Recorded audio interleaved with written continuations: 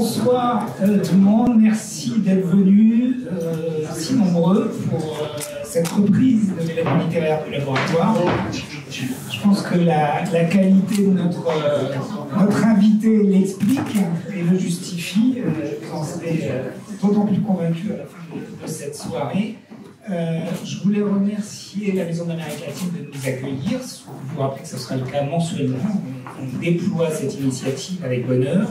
Remercier la librairie de la main qui a la gentillesse de nous accompagner, de vous proposer les ouvrages dont on va parler, notamment l'ouvrage dont on va parler ce soir. Vous pouvez vous le procurer. Et Giuliano, il a la gentillesse de bien vouloir vous dédicacer pour ceux qui le souhaiteront après. Et vous avez aussi l'opportunité, c'est l'occasion d'échanger dans la suite de nos conversations avec Giuliano. Je vous rappelle qu'il y a un petit verre au terme de la petite heure qu'on va passer à converser avec Giuliano, puis rapidement avec le public. On se retrouvera autour d'un verre et avec la dédicace de Giuliano s'il le veut bien. Mais je ne vais pas prendre longtemps et donner la parole à Jean-Michel, le président du laboratoire, qui va évoquer notre actualité. Merci. Merci à tous d'être là. Là aussi, je vais être très bref, puisque vous êtes venus pour écouter l'auteur, ainsi que Brice Couturier et Marie-Anne Lerre, que je remercie d'être fidèles au rendez-vous désormais. Et disons tout de suite que c'est quand même un rendez-vous mensuel, donc marquez-le sur vos agendas, même si les dates ne sont pas encore établies. Et je pense que c'est un des moments forts du laboratoire que de pouvoir faire cela. Alors c'est très emblématique de commencer par Giuliano d'Arampoli, puisque son œuvre, son travail coïncident ou convergent avec les enjeux du laboratoire, même s'il s'agit d'un roman assez proche du réel. Mais il n'a pas écrit que ce roman, il a quitté un travail précédemment, et je suis certain que Brice et Marie vont y revenir. Je pense en particulier aux ingénieurs du chaos, je pense que Brice va en parler. Mais avec le match du Kremlin, il est aussi évidemment dans une grande actualité qui, malheureusement, implique la Russie, et c'est grâce à des livres comme cela que nous comprenons mieux les ressorts de notre époque et les menaces qui pèsent et sur la République et sur la démocratie. Nous avons eu souvent à dire ici que la démocratie ne peut se renforcer que par la République. C'est parce que les principes républicains auront de la vigueur que la démocratie pourra avoir de la vigueur dans un monde qui est menacé par les forces antidémocratiques de manière évidente. Et il faut être aveugle et sourd pour ne pas s'en rendre compte aujourd'hui. Donc tout ceci introduit très bien les activités du laboratoire de la République cette année. Je ne vais pas rentrer dans tous les détails, mais nous sommes dans une belle dynamique, que ce soit parce que nous avons de plus en plus de personnes comme vous qui s'engagent. Et je rappelle que vous pouvez agir dans le cadre du laboratoire de la République, que ce soit dans le cadre des commissions, dans le cadre des actions transversales prioritaires que nous avons. Et je voudrais quand même vous dire 3 priorités que nous avons particulièrement cette année. D'abord, les jeunes, je veux saluer tous ceux qui sont là, les étudiants en particulier, qui sont présents, qui sont de plus en plus nombreux dans le laboratoire, que nous voulons structurer dans les universités, dans les écoles, pour qu'il y ait une véritable contre-offensive républicaine dans la façon de voir le monde que les jeunes peuvent avoir aujourd'hui. Deuxième priorité, les réseaux sociaux, ça supposera des moyens que nous devons nous donner cette année. Troisième priorité, l'action internationale, peut-être des choses en Italie, mais en tout cas nous visons aussi les États-Unis et l'Allemagne, de façon à ce que cette approche là aussi soit nécessairement internationale. Les choses ne marcheront que si elles ont cette dimension européenne et internationale que nous voulons. Donc pas de long discours, je l'ai promis, donc je passe tout de suite la parole sans doute à Brice, j'imagine, et de façon à entrer dans le vif du sujet, mais surtout engagez-vous cette année, soyez actifs. Le laboratoire de la République est fait pour que chacun puisse travailler et proposer sa dynamique. Je vous remercie. Merci.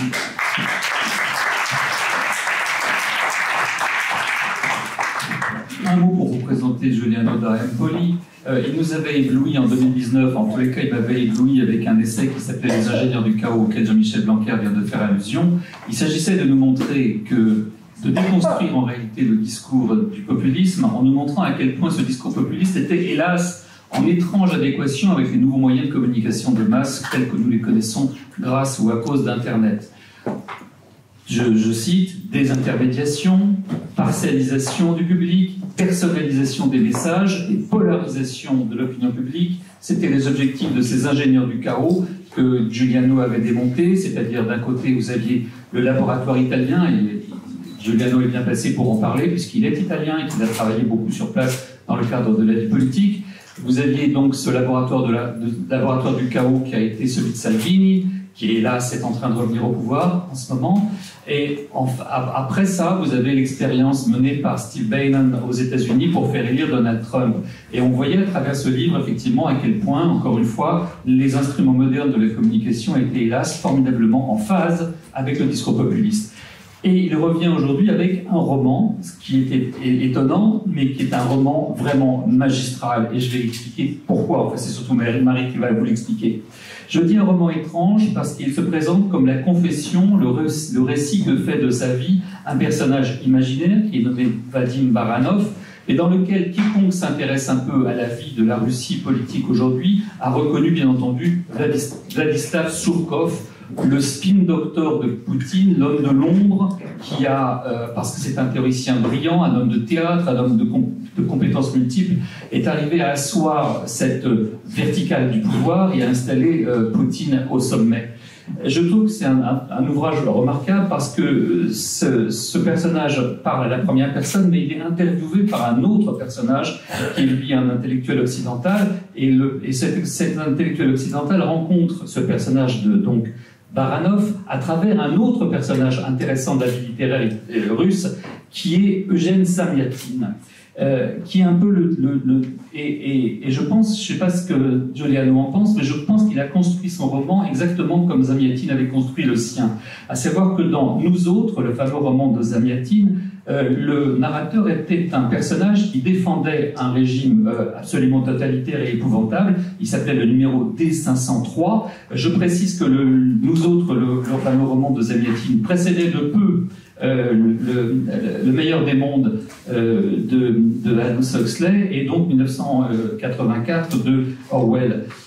Donc c'est un roman qui a servi de source. Et donc quand je dis qu'il y a un parallèle à faire entre le roman de Giuliano da Empoli et celui de Samyatin, c'est parce que dans le cas de Samyatin, le récit que le héros faisait de sa vie pour essayer de montrer à quel point le monde totalitaire dans lequel il était immergé était un monde formidable, se mêlait progressivement des éléments de disturbation, comment on dit déjà en français, des éléments de perturbation, pardon, qui faisaient que le lecteur comprenait à quel point ce personnage en réalité était beaucoup plus malheureux qu'il ne le pensait. Et dans le cas de Giuliano da Empoli, le fait que le narrateur rencontre son héros russe à partir de Samyatin et dans une conversation sur le fait que Samyatin avait tout compris et nous montrait à quel point nos propres sociétés allaient devenir des sociétés totalitaires et transparentes.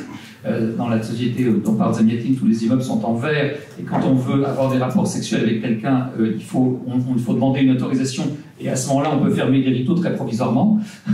Je pense qu'il y a du Samyatin dans ce roman, parce que le récit que fait ce fameux Baranov de sa vie, en réalité, quand nous, le lecteur, nous comprenons à travers ce récit qui est fait de manière extrêmement neutre, à quel point en réalité ce récit est perturbé par des éléments qui montrent à quel point le régime de Poutine est un régime pourri.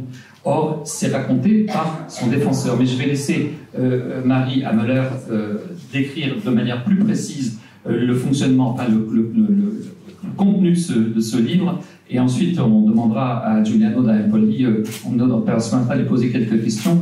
La séance doit être terminée à 8h20, et disons que vers 8h05 ou 10, on donnera un peu la parole à la salle pour quelques questions complémentaires. Merci. J'ai fait l'erreur de ne pas laisser mon micro. Allô ?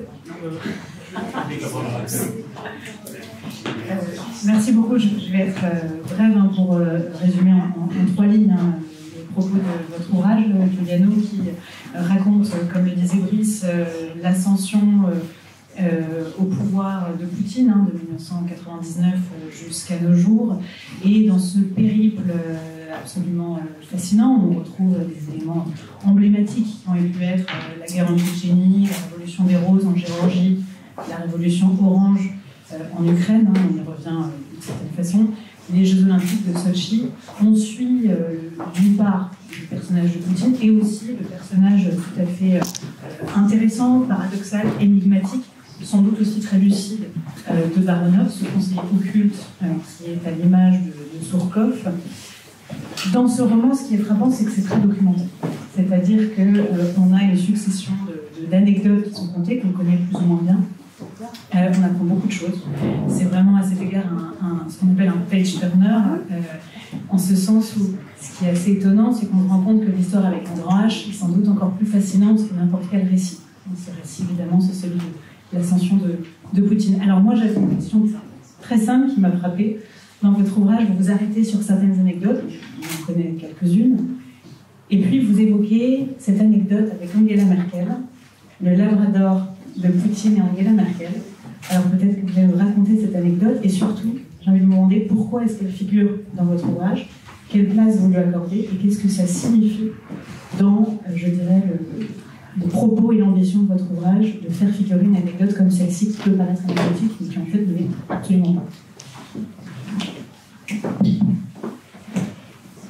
Alors, d'abord, d'accord, merci pour cette invitation. Hein. Je suis très heureux d'être là. Et d'ailleurs, avec vous que je rencontre aujourd'hui, avec Brice qui a été responsable, je pense, au moins de 50% des ventes des ingénieurs du chaos. Donc, je dois une éternelle reconnaissance. Donc c'est bizarre et c'est intéressant que vous ayez vu le Labrador parce que la première version du livre s'appelait le Labrador. Et ce que vous ne saviez, je ne pense pas, parce que je ne l'ai pas jusque-là jamais raconté. Heureusement qu'on a changé de titre après d'ailleurs. Mais c'est vrai que et d'ailleurs le livre s'ouvrait par le monologue du Labrador. Parce qu'un certain... Bon, après je ne vais pas vous ennuyer avec toute la fabrication du livre, mais disons, au début c'était un monologue de ce spin doctor qui racontait son histoire. Et il partait justement de cette scène qui est une vraie scène, que certains d'entre vous doivent entre-temps avoir vue. Elle est sur Internet, il y a des photos et même des vidéos. Donc c'est une rencontre entre Poutine et Angela Merkel. Je crois 2007, hein, ça doit être quelque chose comme ça, comme date. Et donc c'est une rencontre dans la résidence officielle de Poutine en dehors de Moscou. Et quand Angela Merkel arrive pour rencontrer Poutine, elle trouve le président de la Fédération de Russie, mais elle trouve aussi son énorme labrador noir. Et ce qui serait anodin si ce n'était que Angela Merkel a la terreur des chiens. Chiens de toutes les dimensions, et donc, évidemment, à plus forte raison d'un chien assez massif comme le labrador de Poutine. Et donc, cette scène-là, qui pourrait être une scène normale, est en réalité une scène d'une violence extraordinaire. Parce que, vous imaginez, vous connaissez les protocoles des rencontres internationales, c'est quelque chose de très réglé, où chaque mouvement a sa raison, ses codes, donc tout est réglé comme un ballet très précis.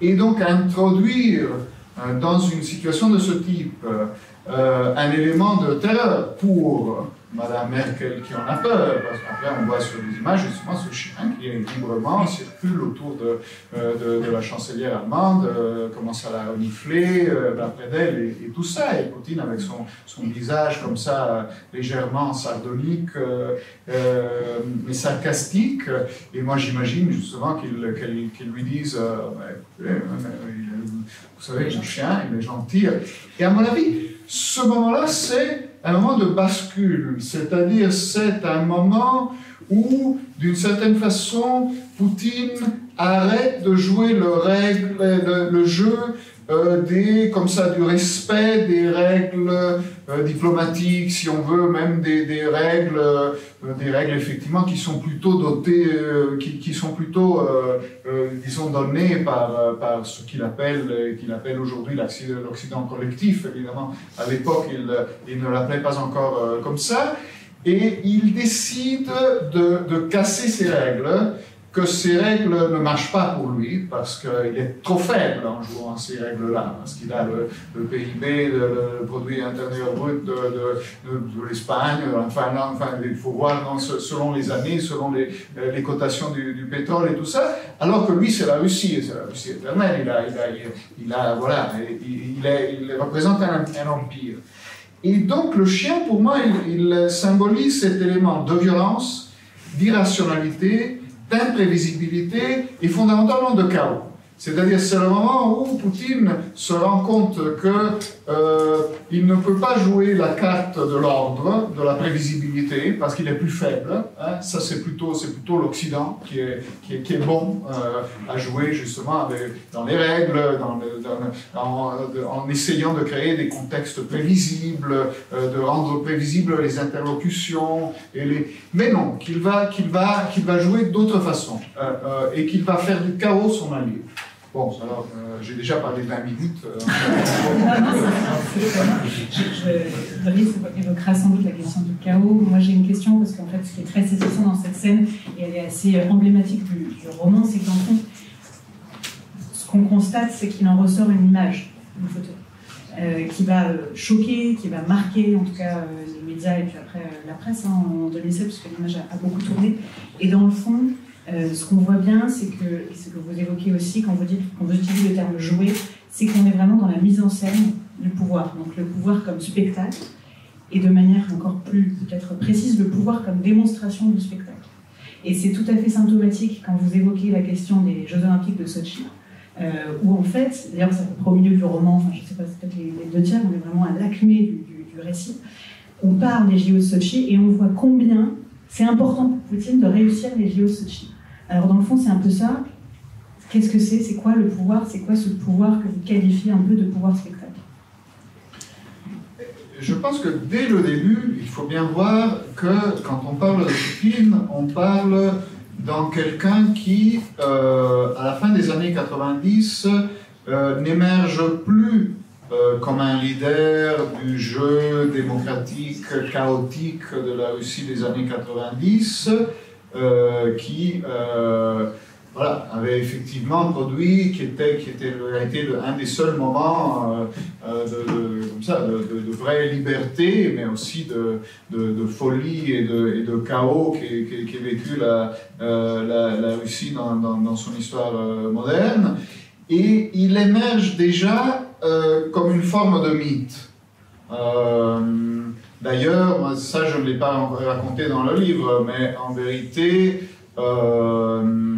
il y a une série télé russe qui s'appelle 17 moments de printemps et qui est une fusion, je ne sais pas ce que ça pourrait être pour vous, mais disons c'est imaginez de fusionner les séries les plus populaires des années 70 et 80 avec lesquelles tout le monde a grandi.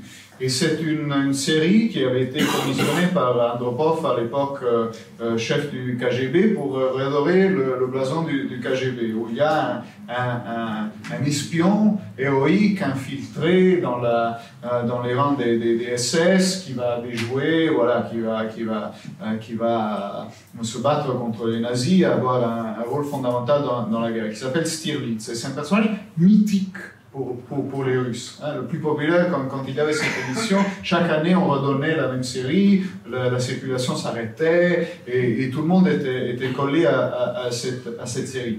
Et là, 2019, situation chaotique, cinquième Premier ministre que Yeltsin change en 2 ans, la bourse de Moscou qui s'est écroulée, l'État en faillite, on ne paye plus ni les salaires ni les retraites, situation est chaos total. Les gens qui sont autour du vieux Yeltsin à l'époque et qui essaient de préparer sa succession, et notamment les patrons des télévisions et des médias, vont concevoir l'ascension du nouveau personnage comme une ascension mythologique.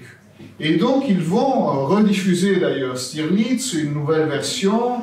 Il y aura la courbe de Kommersant, le principal hebdomadaire russe de l'époque, qui sera avec le visage de Stirlitz, président 2000.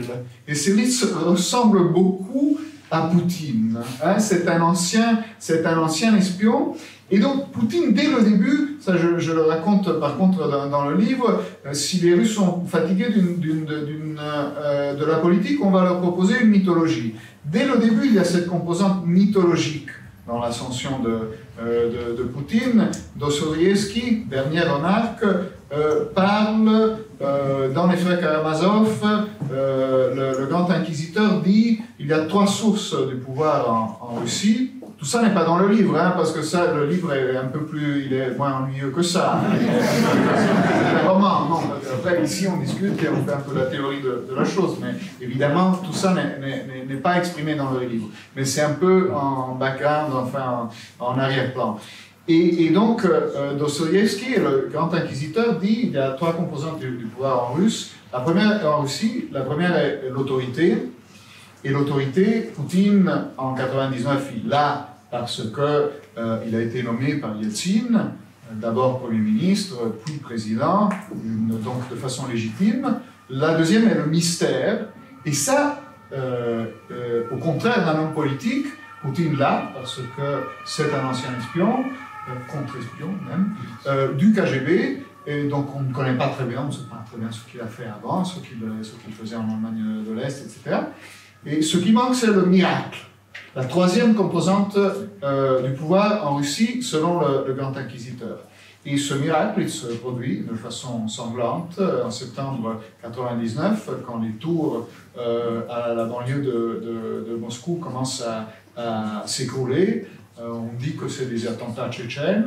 Ça sème la panique comme jamais avant. Hein, c'est un 11 septembre russe, deux années avant.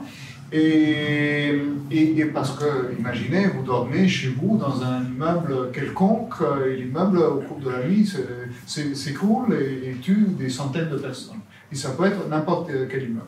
Un premier, un deuxième, un troisième. Et quand on arrive au troisième, après le quatrième, il y aura un problème avec les bombes.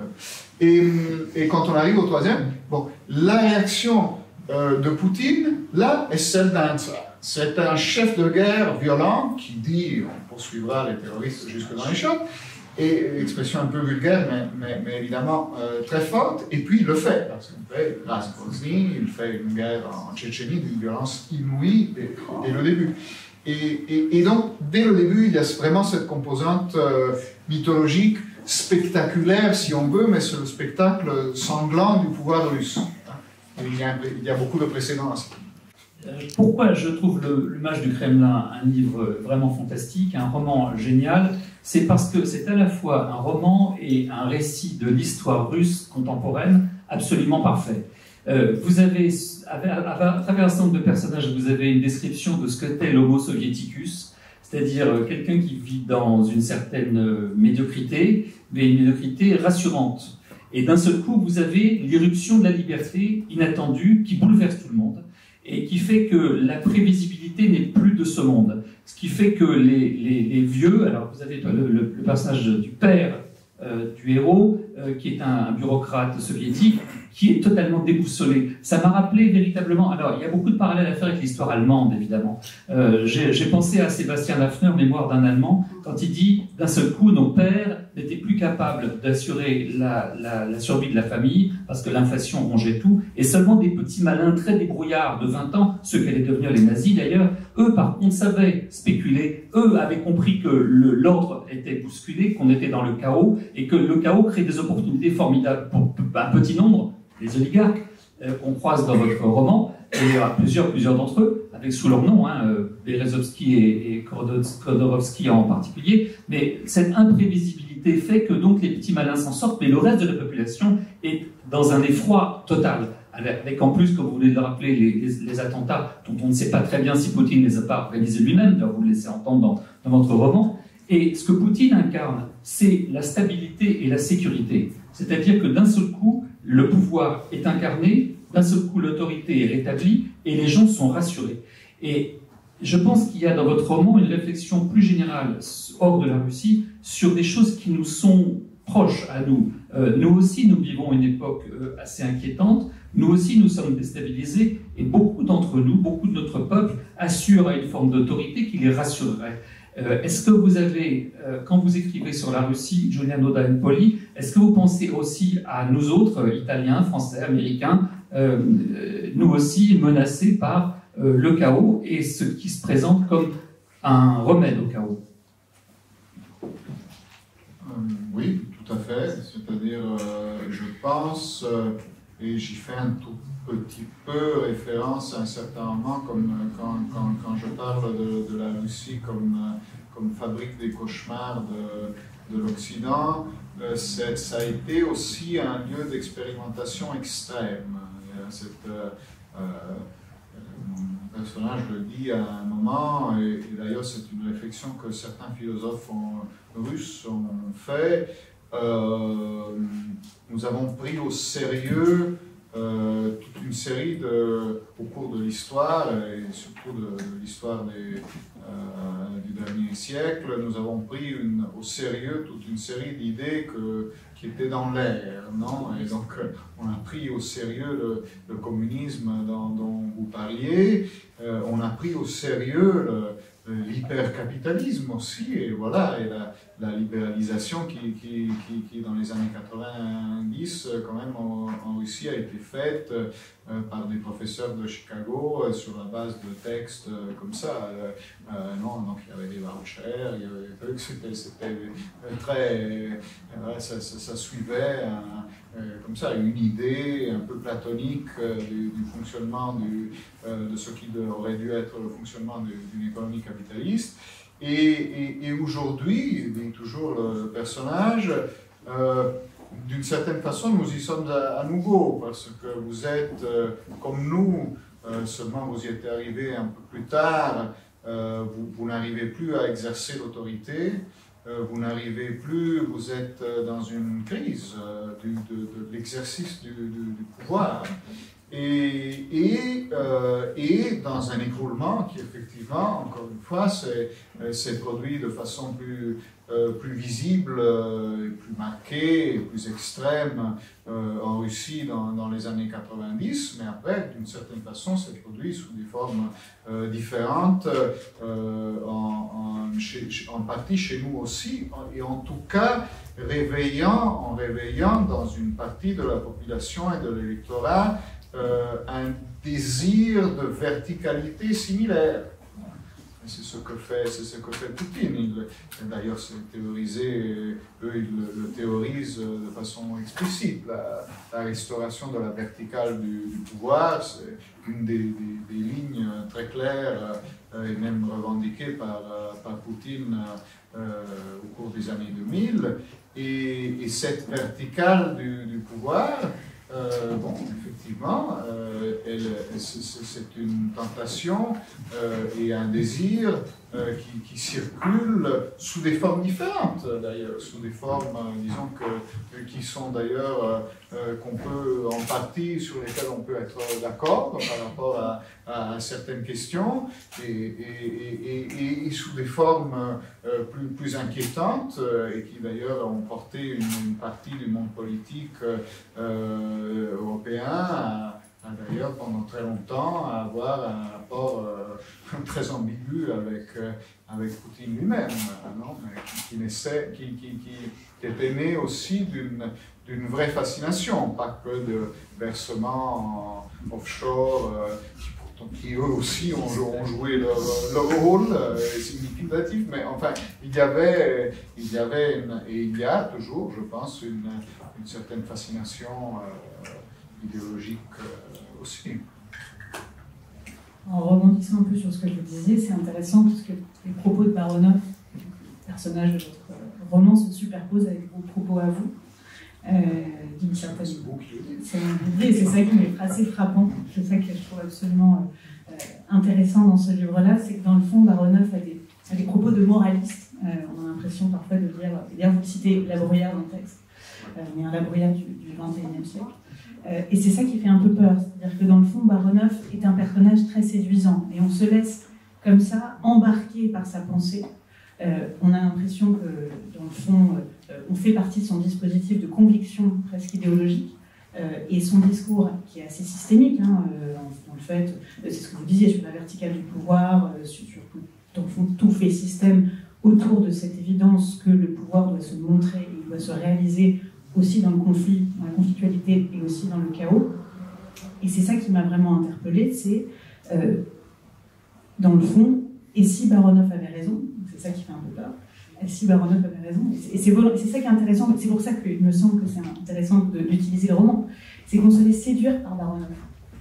Et c'est ça qui est assez perturbant en tant que lecteur. Alors peut-être que je suis trop fragile ou trop légère comme lectrice, mais moi la vraie question que je me pose, c'est comment est-ce que les concepts qui sont les nôtres, les valeurs de la République, la liberté, l'égalité et la fraternité, résistent à ce discours aussi puissant qui est celui que vous évoquez, qui est celui de Poutine et qui est celui, in fine, de Baronov. C'est un peu l'enjeu, ou du moins, après il y a un enjeu romanesque aussi, mais l'enjeu plutôt politique du roman est celui-ci, je pense, parce que faire une caricature de Spin Doctor maléfique, non, et foncièrement mauvais de Poutine, bon, oui, j'aurais peut-être pu faire ça, mais je n'aurais pas trouvé ça un projet très intéressant, non. Le projet, c'était plus ou moins celui que vous avez décrit, ce qui impliquait d'ailleurs un risque, parce que j'ai été d'ailleurs assez content que le livre soit moyennement interprété de la bonne façon, parce que comme c'est effectivement un personnage qui a sa propre rationalité. Vous voyez, il y a une phrase de Carl Schmitt qui dit le défaut des vainqueurs, c'est de n'avoir aucune curiosité pour le perdant. Et je crois que ça a été notre défaut, que c'est notre défaut, que c'est le défaut de tous les vainqueurs, je sens, comme le disait Carl Schmitt. Donc, lui aussi d'ailleurs dans un contexte, disons, plutôt nazifiant allemand. Et donc l'enjeu du livre, c'était effectivement de rentrer jusqu'au bout dans cette logique-là, avec tout ce qu'elle a d'implacable d'une certaine façon. Vous parliez des moralistes français, de La Bruyère. Moi, je crois que en plus, les mécanismes, les instincts, les pulsions qui sont liés au pouvoir sont les mêmes partout, à toutes les époques et sur toutes les latitudes. Ce qui change, ce sont les limites qu'on met à ces instincts, à ces pulsions, les cultures qui sont évidemment les cultures politiques qui changent et qui donc limitent, mais les mécanismes de la cour, les mécanismes les pulsions de l'homme du pouvoir, quand il peut aller jusqu'au bout de sa démarche. Moi, je pars plutôt de l'idée qu'elles se ressemblent énormément. Et que ce qui est fascinant en Russie, et ce qui fait peur de la Russie, et ce qui m'a poussé à raconter cette histoire dans un contexte russe, c'était justement que c'est un endroit où les limites au pouvoir et au fait d'aller aux extrêmes, de se pousser aux limites de ce qu'on peut faire avec le pouvoir, il n'y en a pas beaucoup. Hein. Chez nous, c'est plus difficile. Mais les mécanismes sont les mêmes. Sont similaires. Il y a une irrationalité du pouvoir, il y a énormément de... Tu écris toi-même qu'à l'époque communiste, les organes, les hommes de la force, comme tu écris, les hommes de la force étaient limités par le parti communiste lui-même. Et qu'une des caractéristiques du pouvoir poutinien, c'est qu'il n'y a plus de limites, parce que les hommes de la force, ceux du NKVD, les organes de la sécurité, ne sont plus contrôlés par personne. Et ça aussi, c'est fascinant. Et quelque part, je voudrais contredire ta propre interprétation de ton roman. Quand tu dis que l'exercice du pouvoir est le même partout, il y a quand même une différence dans ton roman, c'est que tu as installé un dispositif intéressant qui est le rapport entre cet intellectuel occidental et son interviewé russe. Or, tu montres à bien des reprises à quel point la culture russe diffère de la nôtre.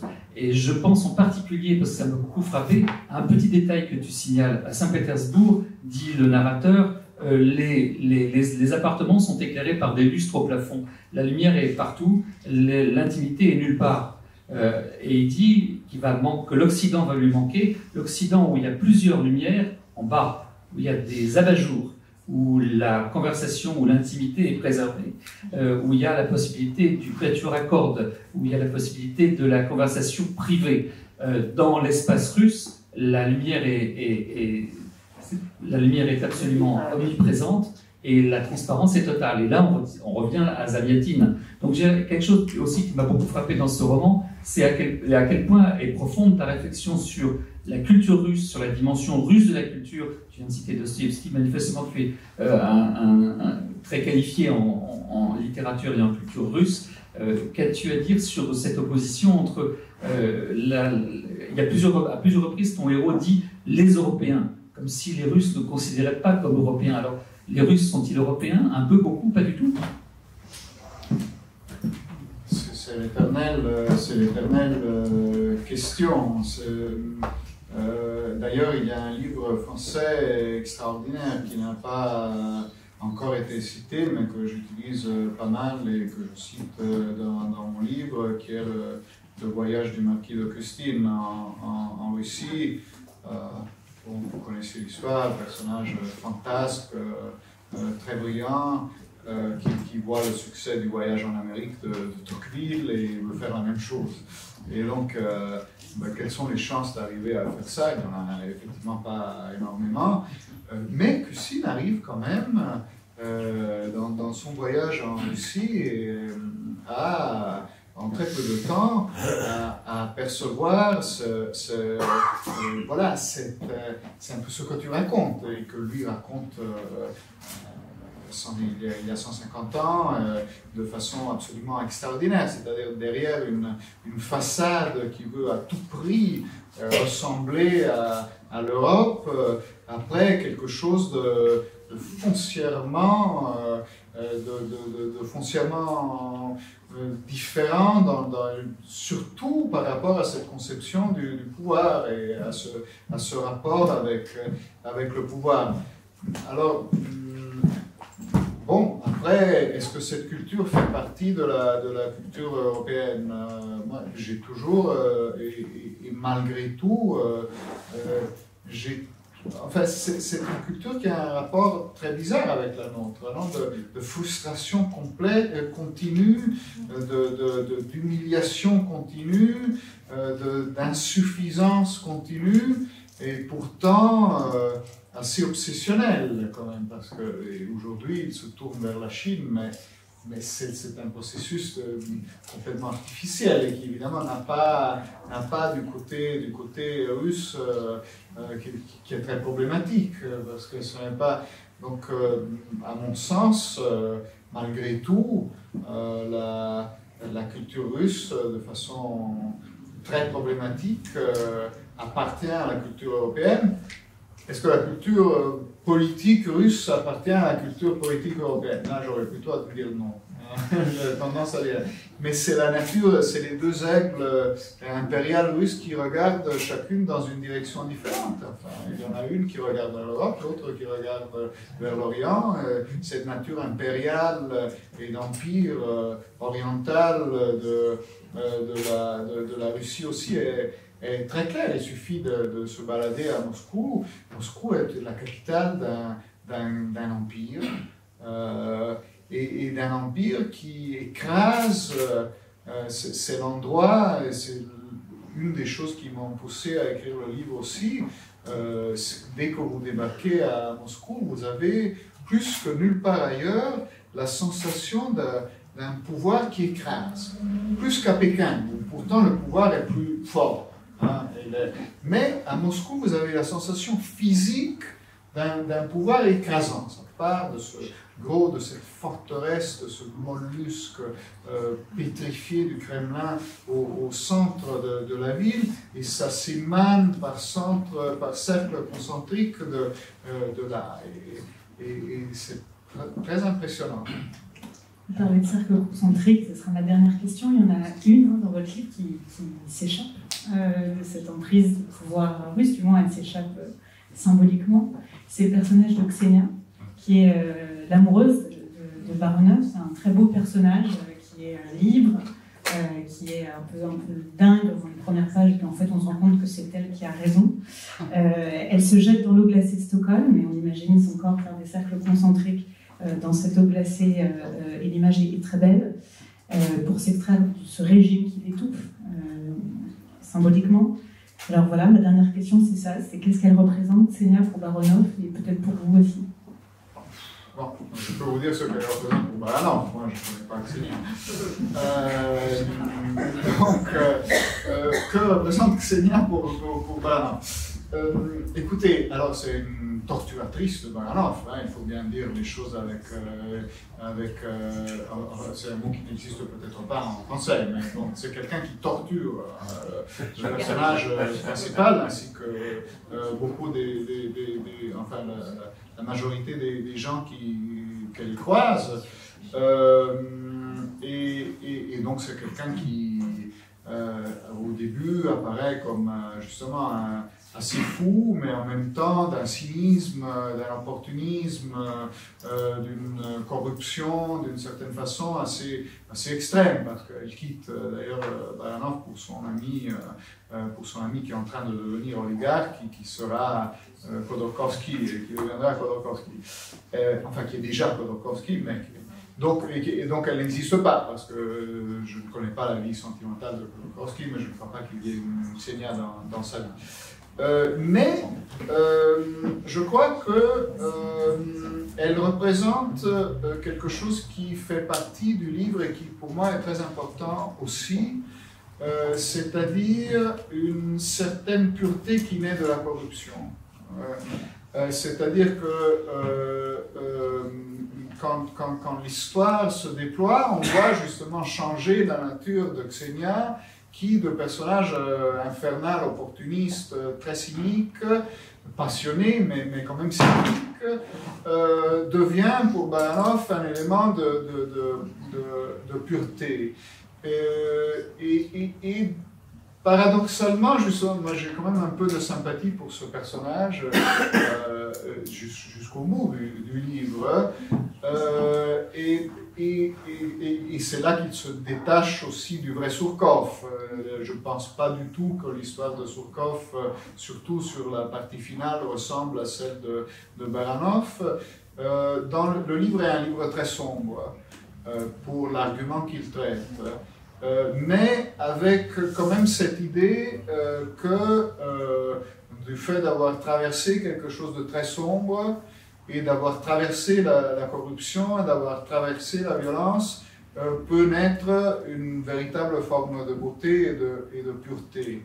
Beaucoup plus que, vous voyez, d'un paysage incontaminé où il n'aurait jamais eu aucune forme de corruption, de violence, et donc, la beauté et la pureté seraient là, mais n'auraient pas été testées par la brutalité du monde, d'une certaine façon.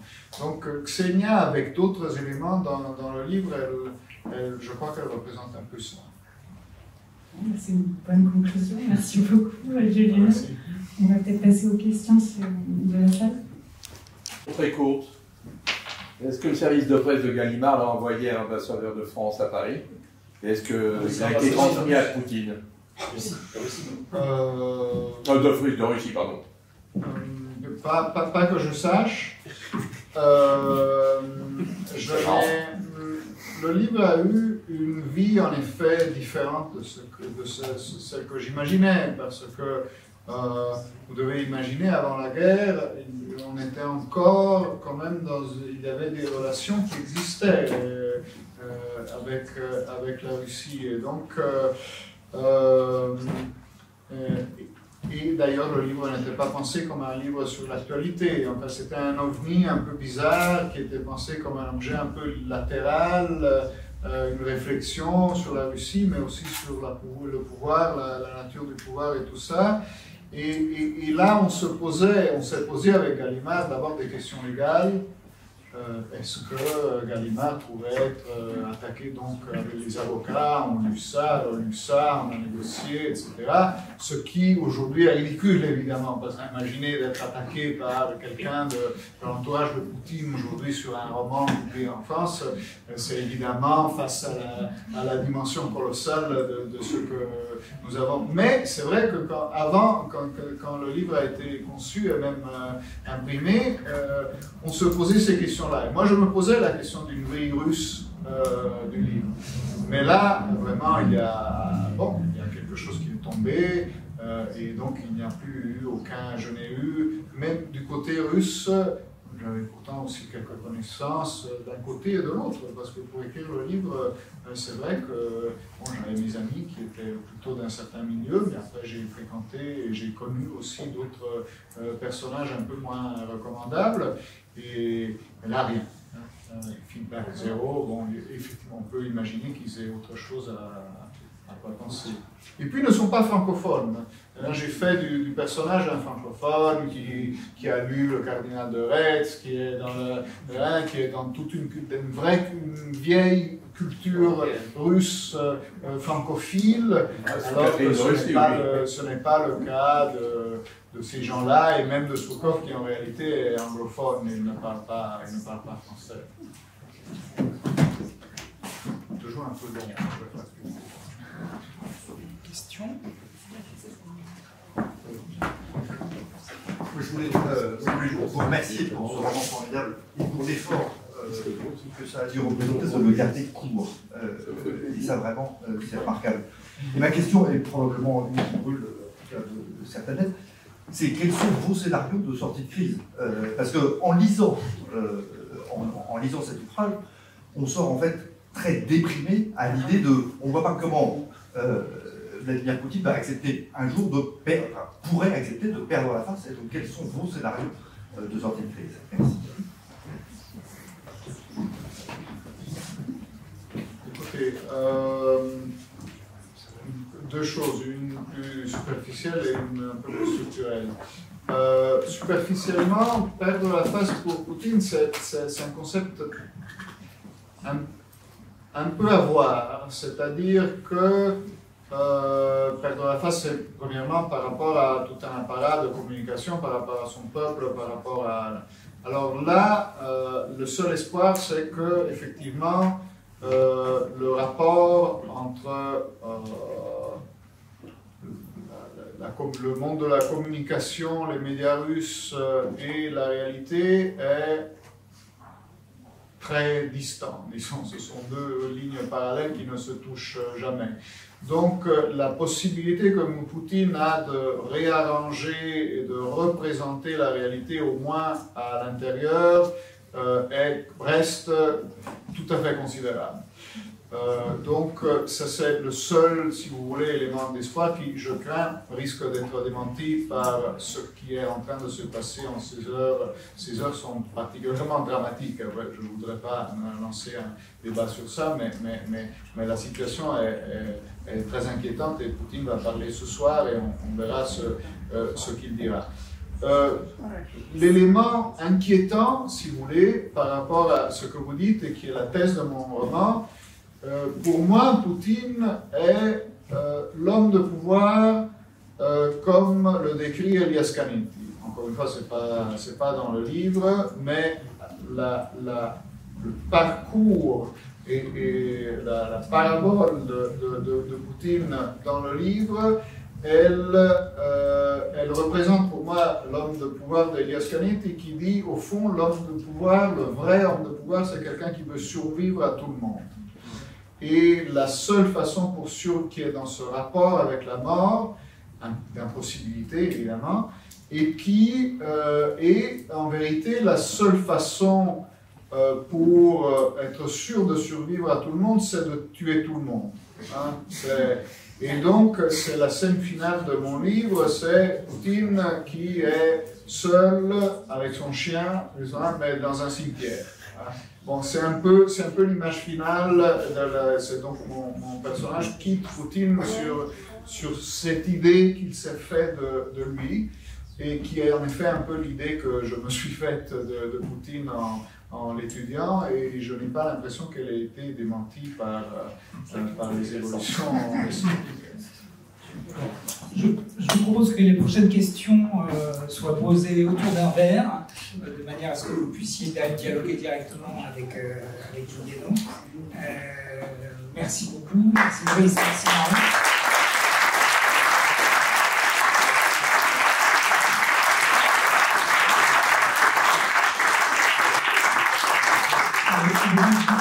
L'image du Kremlin est quasiment épuisé dans toutes les librairies. On a l'impression que c'est un succès de librairie formidable.